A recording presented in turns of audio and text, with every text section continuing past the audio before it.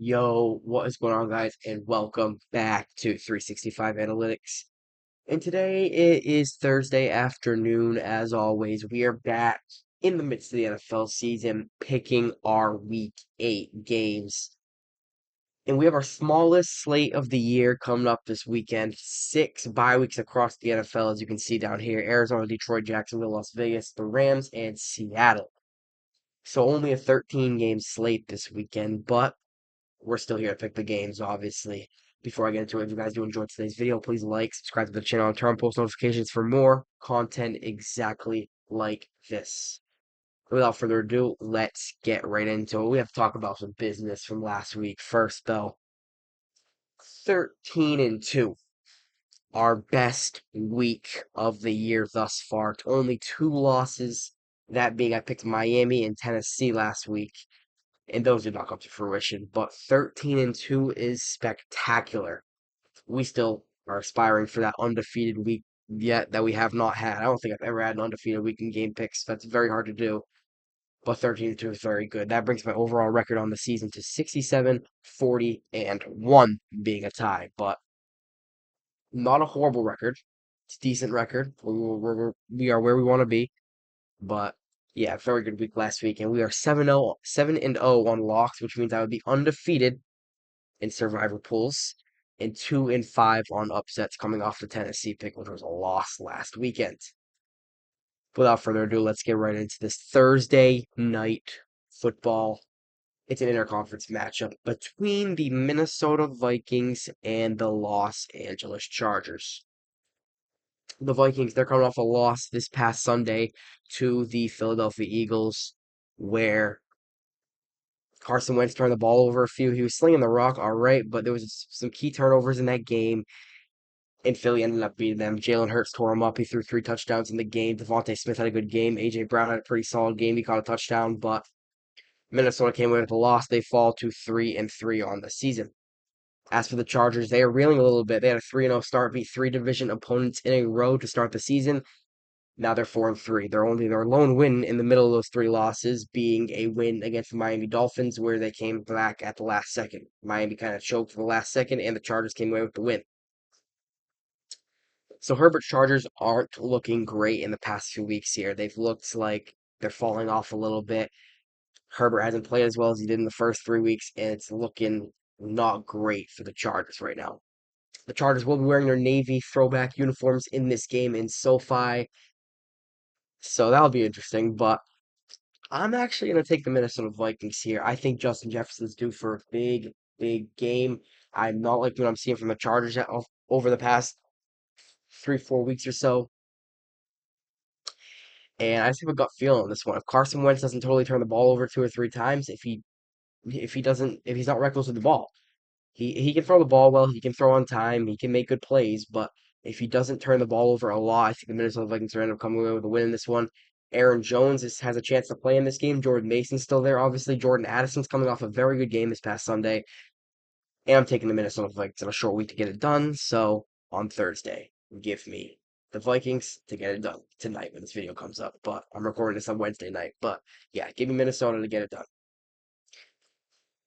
And then we have no London game, no international game, no nothing this week. We are going straight to the 1 o'clock window. It is the Miami Dolphins taking on the Atlanta Falcons in Mercedes-Benz Stadium. The Dolphins, they are now sitting at 1-6. Not a good record. Only a matter of time until Mike McDaniel is done in Miami.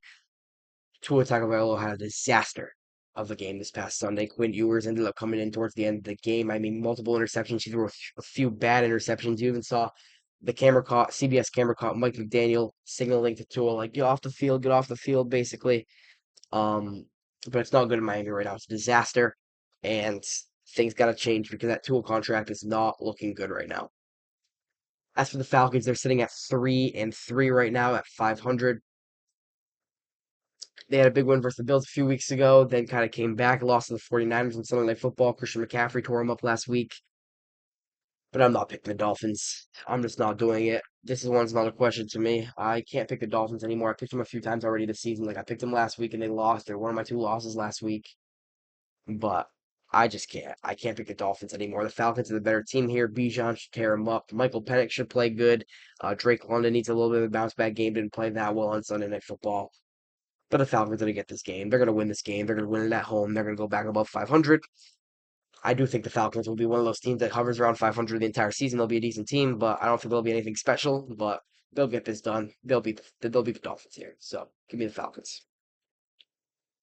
Next up, it is the Chicago Bears, who have won four in a row. They're now 4-2 after starting the season 0-2. They've won four in a row. Taking on the Baltimore Ravens, who are expected to have Lamar Jackson back. Lamar Jackson did practice today as I'm recording this. So he's expected to be back there well rested off the bye. The Bears, as I said, they have won four games in a row at this point. Caleb Williams is playing good football. DeAndre Swift has played good football in these past few weeks now. The Bears look good. Ben Johnson looked like he's getting chemistry with his crew. I mean, he's having playmakers are making plays. Rome Odunze's fallen off in the past few weeks, but DJ Moore is playing well. I mean, the Bears are playing well right now. They're 4-2. They're coming off a win versus the Saints this past Sunday. As for the Ravens, they're sitting at 1-5. Their defense looks bad, but they're getting healthier. They're coming off a well rested bye week, obviously. This game being M&T Bank Stadium is a huge boost.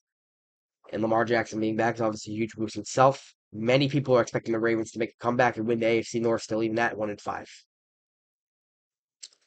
But I'm not. I'm taking the Chicago Bears to get this game. Would you believe me when I said the Chicago Bears are 6.5 point underdogs in this game on the road? Well, I get it. I get it. The Ravens are 1-5. Lamar Jackson's coming back. It will be a big boost. They had 2 games without Lamar Jackson. Cooper Rush looked like a disaster in Baltimore's offense. I think Lamar Jackson coming back will obviously make the Ravens better, obviously, and more competitive, obviously. But the defense didn't look good with him on the field. You think back to week 1 versus Buffalo. You think back to week 3 versus Detroit. The defense played horrible in that game. Chicago has some offensive playmakers that can tear you up. And I'm taking the Bears on the road in this game as 6.5 point underdogs. I think 6.5 is a crazy line versus for a team that's won 4 in a row. And I'm taking the Bears. I think the Bears are going to drop the Ravens to 1-6 and knock any positive talk out of the Ravens hype on sports media right now. One storyline is they did take ping pong tables and video game consoles and all that out of the. They took that stuff out of the Ravens locker room. Veteran leaders said they didn't want ping pong tables in there anymore. So everybody was kind of up in arms with John Harbaugh about that. But yeah, I'm taking the Bears in this game, and I think they're going to win their 5th in a row. So yeah, that's who I'm going to take there. Coming up next, we have the Buffalo Bills taking on the Carolina Panthers. The Bills, like the Ravens, they're coming off a well-rested bye week as well. Last time we saw them on the field, they lost the Atlanta Falcons on Monday Night Football. Bijan Robinson ran all over them, had a great performance. And the time before that, we saw them, the New England Patriots, beat them on Sunday Night Football. Drake May played well in that game. Stephon Diggs played well in that game, and the Patriots evidently got it done. So the Bills are coming off 3 weeks of no wins after a 4-0 start. A lot of people are jumping off the Bills ship right now because of how well the New England Patriots are playing. And with that being said, the first 4 weeks, the Buffalo Bills played some pretty bad teams, started 4-0, and the hype was through the roof, but they lost some pretty good teams in the New England Patriots and the Atlanta Falcons. As for the Carolina Panthers side of things, Andy Dalton is likely the starter in this game. Bryce Young did not practice today. However, he was out on the field, but he did not practice today. He suffered a injury late in the Jets game last week, and with Andy Dalton starting, how kind of soft the Panthers defense is. The Panthers defense played well last week, but they were playing against Justin Fields in the Jets. Um, I'm taking the Buffalo Bills here. I think this is a game they need. They see how well New England's playing. They need to shut some of that talk up. And this is a game the Buffalo Bills just need to win. Coming off of a well rested, I expect Josh Allen to tear up the Carolina Panthers defense, similar to the way that Dak Prescott tore him up a few weeks back. I clearly expect Buffalo to win this game.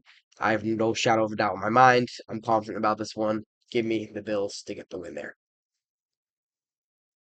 Next up, it is the New York Jets taking on my Cincinnati Bengals in Paycor Stadium. We'll talk about the Jets first. The Jets, they're the last, obviously, for a few weeks. We've been saying this now. They're the final winless team in the NFL, the final team with a record that has a zero in it. The Jets. They look like a disaster right now. Woody Johnson went on an absolute rant in an interview yesterday about Justin Fields. Justin Fields is not expected to be a starter in this game. That's what insiders have uncovered that information. It's expected to be Tyrod Taylor in this game, starting from the New York Jets. Um, Garrett Wilson's still banged up. Who knows if he plays in this game? So there's a lot of injuries for the Jets right now. Quincy Williams might be back this week, but the Jets are banged up. They're winless right now. They have no mojo, and they're going into Cincinnati.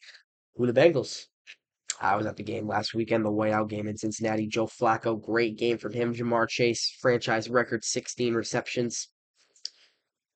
And the Bengals want to keep their season alive. This is their second must-win game in a row. They responded on the must-win game last week, beat the Steelers at home, and this is a game I fully expect us to win as well. Um, if you want, they're saying Joe Burrow wants to come back this year. They're saying they think Joe Burrow's going to come back this year, and that's the expectation around Cincinnati right now. If you want to keep this team afloat, this is a game you have to win. This is a team you're clearly superior than, and this is the team. This is the worst team in the National Football League that's coming into your house on a mini bye week. So you're getting 10 days off. You're playing the worst team in the NFL at home. No excuse for this one. I expect the Bengals to play well. I expect the Bengals to go in there and get this win. The Jets might score some points. Tyrod Taylor. Tyrod Taylor does bring a new jolt to the locker room, but the Bengals should get this done. There's no doubt about it. I'm taking the Bengals to get this one and go back to 500 at 4-4.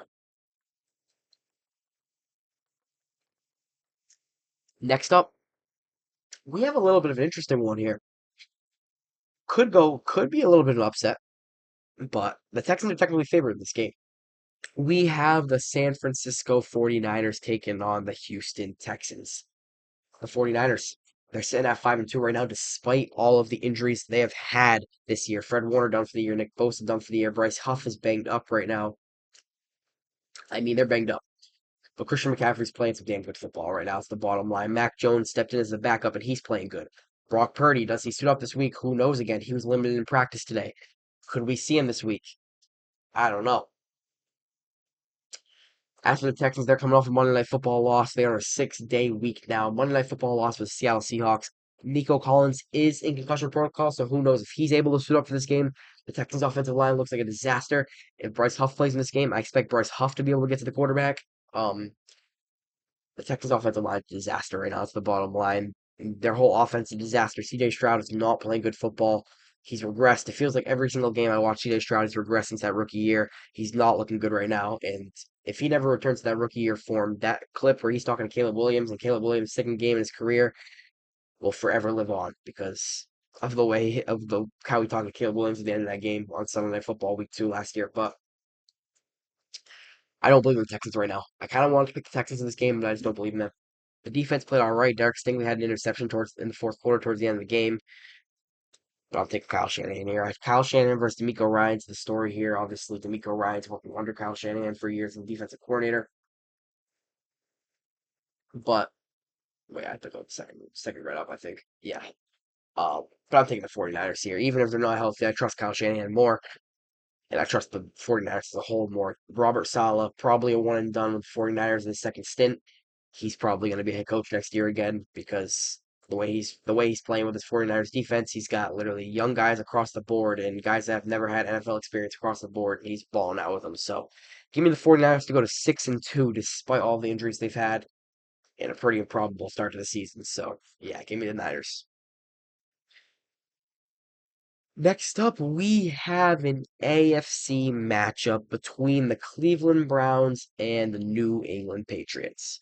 The Browns, they're coming off their second win of the season. Technically, they are 2-0 in the brown uniforms. The brown helmets, brown uniforms, they're 2-0. Technically, if you think about it. But they're coming off their second win of the season. Um, Dylan Gabriel played all right. Main story was the defense picked off Tua 3 times, I think it was. Grant Delpit played well in the game. I mean, the Browns are flying on all cylinders. I know they played the Dolphins. I know it was a rainy game at home for the Browns, but they played well. Judkins had 3 touchdowns. Judkins is looking like a star through only a few games in his career now. Um, but yeah, the Browns won that game. As for the Patriots, they've won 4 games in a row, though they have been against some pretty mediocre teams. Besides the Buffalo Bills, they've been against some pretty mediocre teams, beating the Titans last week. They're playing well. Drake May's playing well right now. Drake May is getting a ton of hype across NFL fans. Ramondre Stevenson had a good game last week, and this game's in Foxborough. It's in Gillette Stadium. I expect Mike Vrabel to keep rolling. This is just a team they're better than. There's nothing really to say. The Browns defense might be able to give the Patriots some fits, but even then, the Patriots defense can look suspect at sometimes, at some points, I should say.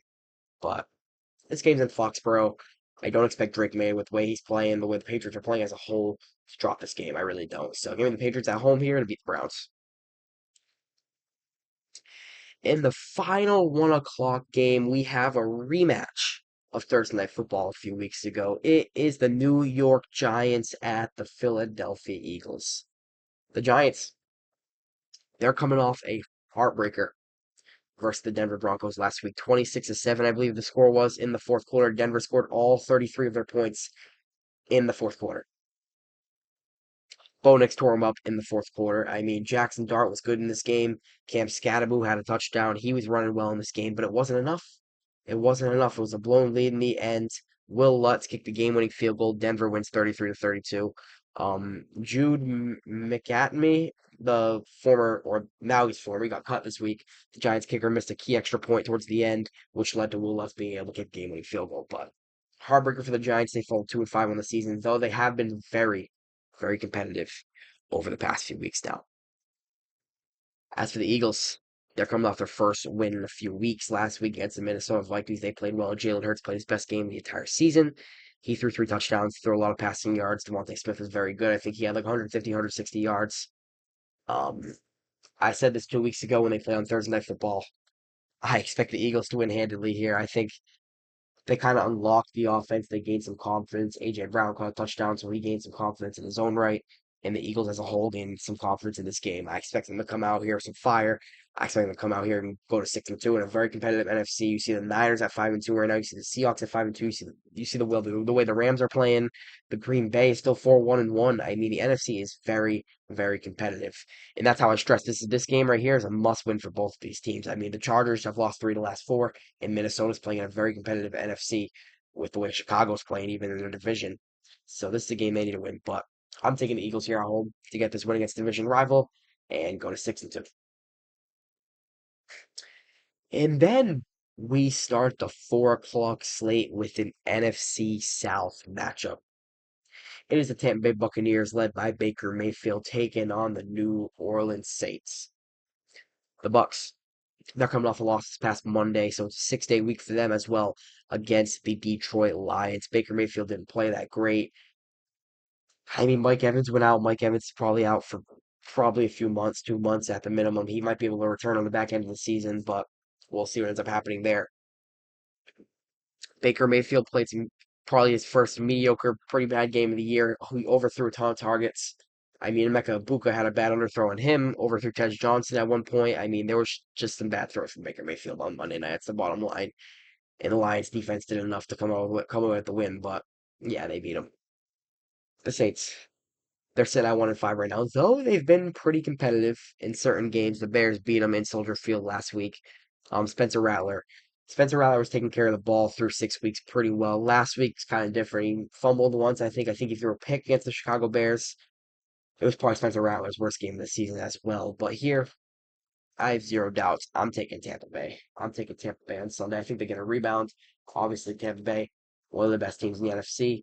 That's not really up for debate the way they've played, but I expect Tampa Bay to go to 6-2 here. This is a win I think they should get. And against division rival on the road, this is a team they're better than, and they're gonna get this done, I think. So yeah, give me the Buccaneers there. Next up, we have a very good game between two teams in opposite conferences. It is the Dallas Cowboys taking on the Denver Broncos. Offense versus defense is the story here. Slam, Surtain, Pickens, Moss should be an interesting one. The Cowboys, they're sitting at 500 right now. They're sitting at 3-3-1 on the season right now. Offense firing all cylinders. Dak Prescott is playing some of the best football of his entire career. Probably the best football he's played since his rookie year, if we're being honest. Or maybe it's probably since 2023, but 2023 is probably his best season. His rookie year is probably his second best season. This is right up there with it. He's playing that well. Obviously, CeeDee Lamb is back now. He played very well last week. George Pickens, one of the best receivers in the entire league this season, the way he's playing this year. Javonte Williams having a little bit of a resurgence here with the Cowboys. Jake Ferguson's balling out this year. I mean, the Cowboys offense looks so good. As for the Broncos, they're sitting at 5-2. They've won some sneaky games there. They've won some sneaky games, some sneaky come from behind games. Come from behind win against the Eagles a few weeks back. Come from behind win against the Giants this past week. They're winning some feisty games, but they're 5-2 right now nonetheless, and they are leading the AFC West. This is probably my toughest game the entire week to pick, maybe besides the Chicago Baltimore game. Probably the toughest game the entire week to pick, but this should be a very good one. I think Dallas offense can light it up. I think if Dallas can come away with this win, you'll start to hear some chatter about how Dak Prescott can win the MVP because this is a very good defense he's playing. This is a top five defense in the National Football League on the other side. And I'm going to take the Dallas Cowboys. I haven't been convinced about the way Denver's winning. They've had come from behind wins against the Eagles and Giants. They've had sloppy wins. I mean, they haven't been totally convincing. And I'll tell you, the Dallas Cowboys look like the best offense in the entire league right now. The way Dak Prescott's playing, I've been a huge fan of the way he's playing this year. I was crazy critical of Brian Schottenheimer being hired as the head coach, but the wonders he's working with his offense right now, let me tell you, they're playing well. Matt Eberflus with the defense is still a whole other issue. So Bo Nick should be able to get his. The Broncos score some points. J.K. Dobbins should have a good game. R.J. Harvey should get his. But I think Dallas is going to win this game.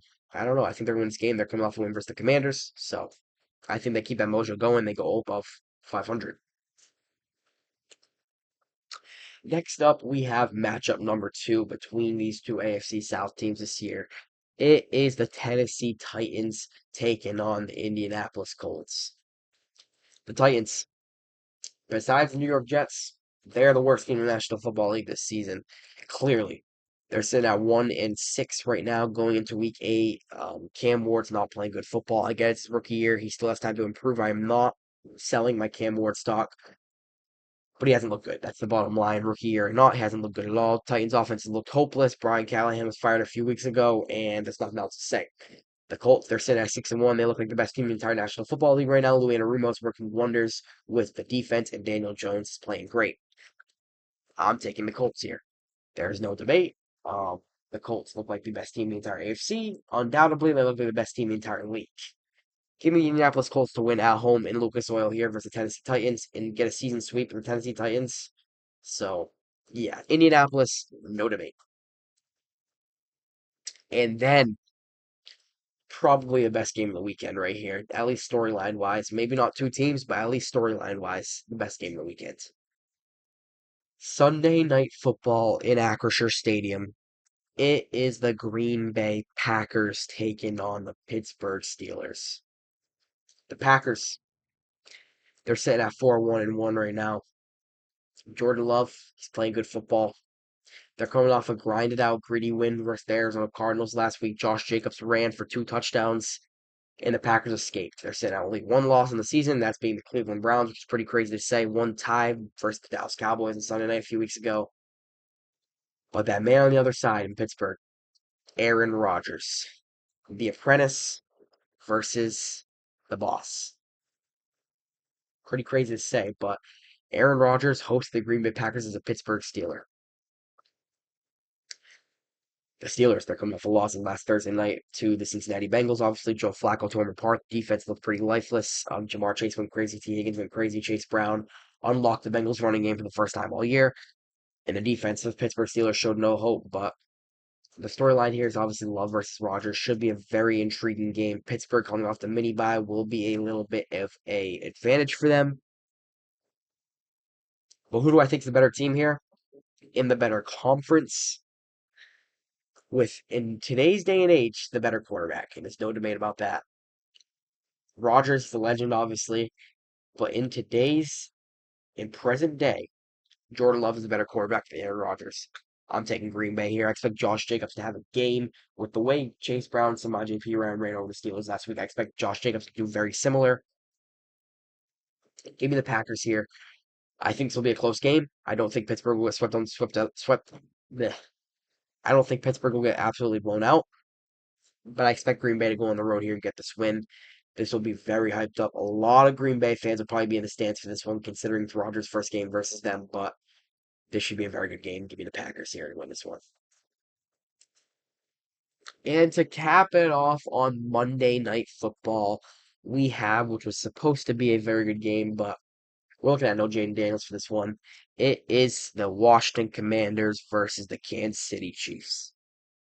The Commanders, as I said, Marcus Mariota is in line to start. No Jaden Daniels. He was ruled out of this game. He left with an injury against the Dallas Cowboys last week. Ended up having a 20-point loss to the Cowboys in a season where the Washington Commanders right now are sitting at 3-4. They've suffered two straight losses now, and they need a spark because this could go south quick. The sophomore slump for the QB is not looking good right now. We've seen CJ Stroud have a sophomore slump. We've now seen Jaden Daniels have a sophomore slump. Even when he's been on the field, he hasn't been as good as last season. But yeah, the Chiefs are double-digit favorites in this game. Kansas City, they've won a few in a row. They've won 4 of the last 5, I believe. Their only loss being the Jaguars game, which was Mahomes threw a bad interception to Devin Lloyd. Trevor Lawrence had a Looney Tunes play where he fell down and dived in the end zone, but I'm taking the Chiefs. Yeah, they're double-digit favorites. The Chiefs look like they're back. Everybody's on the Chiefs train right now with the way they're playing. Mahomes is probably the front runner for MVP through 7 weeks now. This is a game that in Arrowhead Stadium on Monday Night Football against a team that, without Jaden Daniels, definitely the Chiefs are much better than, and there's no doubt I'm taking Kansas City in this game. But yeah, a little bit of a shorter picks video today because it's only being 13 games. I'm not feeling that well, so I kind of like went through them a little bit quicker. But my lock will be the Indianapolis Colts over the Tennessee Titans. I was considering locking the Chiefs. I was heavily considering locking the Chiefs. And my upset being Chicago over Baltimore. I know it seems crazy that an upset's a 4-2 team over a 1-5 team, but the sportsbooks say that Baltimore's a 6.5 point favorite, so Chicago's my upset of the week. Gotta color those in blue and white, and then Chicago would be blue and orange.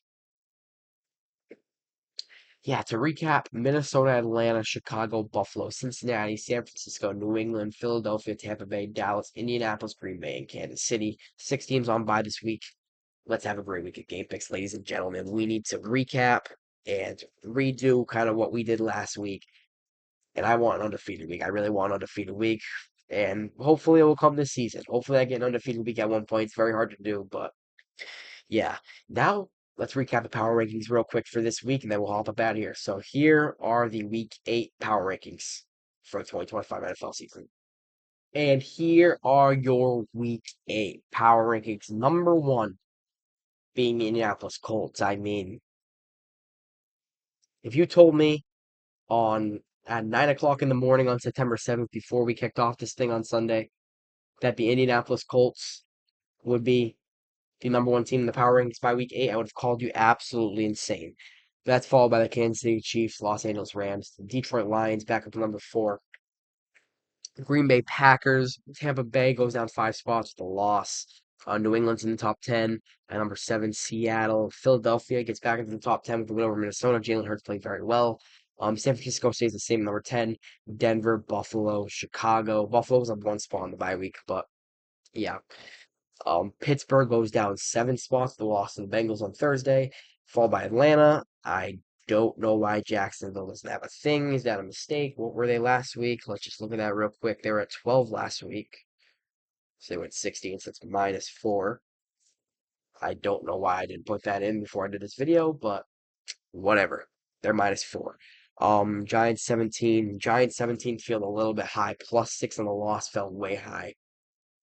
But I had a little bit of predicament. I was like, where should I put them? Should I put them? I can't put them below the Panthers. I can't put them below the Cowboys. I could have put them.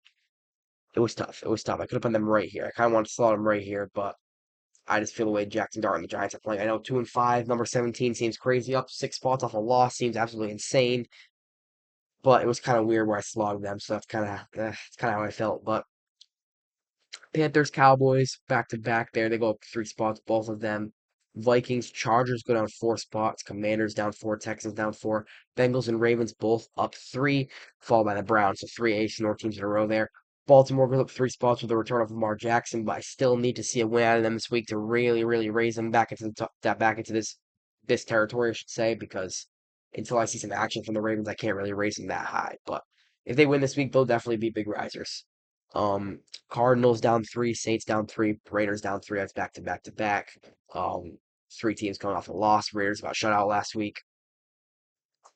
Dolphins go down one at number 30, followed by the Titans and Jets. Four AFC teams. The bottom four AFC teams round out the bottom four because these are clearly the four worst teams in the league right now. Titans and Jets, it's the two worst teams in the league by a mile. So, yeah, those are your week 8 picks and power rankings. A little bit of a quicker one today than our usual episodes because there only being 13 games. A little bit quick. I'm, I'm all, I'm dysfunctional today, but I have a little bit of headache today, so I'm a little bit quicker. Only 13 games, so that kind of went hand in hand with me wanting to go a little bit quicker today. But those are your week 8 picks and power rankings. Hope you guys did enjoy today's video. If you guys did enjoy, please like, subscribe to the channel, and turn on post notifications for more content exactly like this. But I'll see y'all next week for the 365 recap. Have a great night. Go Bengals.